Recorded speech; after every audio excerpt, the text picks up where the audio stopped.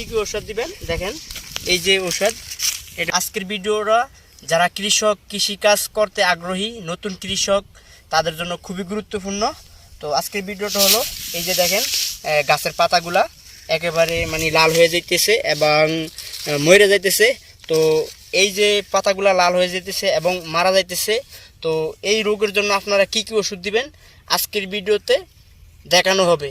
তো চলুন, এই যে আজকে একেবারে খ্যাতি আসি এই সাইডে যাও।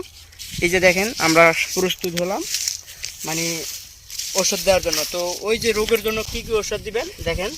এই যে ওষুধ, এটা হলো স্যালাইন 10টা। আবার এটার সাথে দিবেন এই যে এটা প্রোভিক্স, হ্যাঁ এটাও ভালো একটা ওষুধ। আর এই যে দেখেন কনফিডর, এই 3 পদ। আর এই যে দেখেন মানে কি জল প্লাস এই 4টা, 1 পদ 2 পদ আর এই হলো 3 পদ আর এই 1 পদ, এই 4 পদ। এই 4 পদ ওষুধ আপনারা ভালো করে মিক্স করবেন এবং কিভাবে মিক্স করবেন আমি আপনাদেরকে সম্পূর্ণভাবে বুঝিয়ে দিব। তো চলুন বোঝানো হোক, আপনাদেরকে বোঝানোর জন্য আজকের ভিডিওটা করতেছি। এই যে ধরেন আগে এই যে বালতির ভিতরে এরকম কতটুকু পানি নেবেন, পানি নেওয়ার পরে এই যে পানির যে ওষুধটা এটা কতটুকু পরিমাণ দিবেন তাও আমি বলি আপনাদেরকে। এই যে 1 কাপ 2 কাপ আর এই যে 3 কাপ। তো এই 3 কাপ ওষুধ দিয়ে আমরা 10 কোটি ওষুধ বানাবো। এটা তো দিলাম 3 কাপ আর এই যে প্যাকেটটা দিলাম। মানে আপনারা একটু সাবধানে কাটবেন কারণ বিষমুক্ত, আপনারা একটু ভালোভাবে নাক মুখ বাইনা তারপরে কাটবেন। হ্যাঁ আমি কৃষক, আমার এগুলা কাটতে অভ্যস্ত হয়ে গেছে। এই যে দেখেন এই ওষুধটা খুবই একটা ভালো কাজ করে জ্বলার জন্য। আর আরেকটা ওষুধ হলো এই যে দেখাই, এই ওষুধটার কালার কীরকম তাও আপনাদেরকে দেখানো হবে। এই যে মানে 4টা প্যাকেট আমি একসাথে কাটলাম। তো এই যে এই ওষুধটা একেবারে গুড়ির মতো, কিন্তু ওষুধটার কার্যক্রম খুবই ভালো। আপনারা একবার দিয়ে ট্রাই করতে পারেন। আমার 2 পদ 3 পদ দেওয়া শেষ, এই হলো আরেক পদ। তো এই যে স্যালাইন 10টা এখন কাটবো, কাটার পরে এই যে আমার যত ঔষধ আছে সব ঔষধ দেওয়ার কাজ ক্লিয়ার। একটু ভালো করে লাড়া দিয়ে নেবেন। আর বিশেষ একটা মানে পদ্ধতিতে আমি আজকে ওষুধগুলো শেখাবো আপনাদেরকে এবং মারা শেখাবো। এই যে মাপবেন কীভাবে, এই যে এই পটটা দেখতেছেন না, এরকম একটা পট বা এরকম একটা বোতল বা কোটটা বলতে পারেন, ইয়া করবেন মাইপে এরকম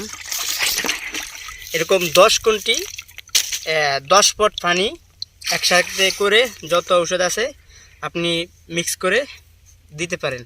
তো একটু ভালো করে কিন্তু মিক্স করতে হবে।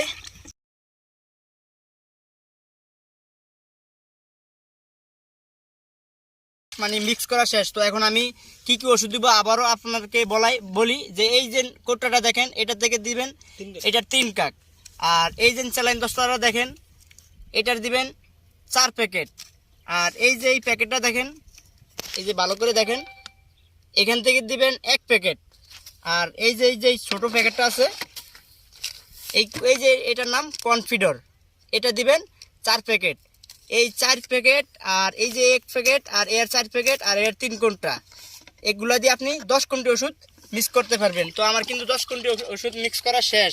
তো এখন আমি কি করব, এই যে কোনটির ভিতরে দিব।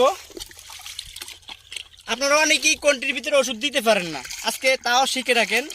এই যে এভাবে দিয়া এই যে কান্দাতে বাজাবেন, বাজাই এমনি সুন্দর করে আস্তে। আমার 2 কোটি ওষুধ দেওয়া শেষ। এখন আমাদের কাজ হলো কোনটিটার ভিতরে পানি দিতে হবে।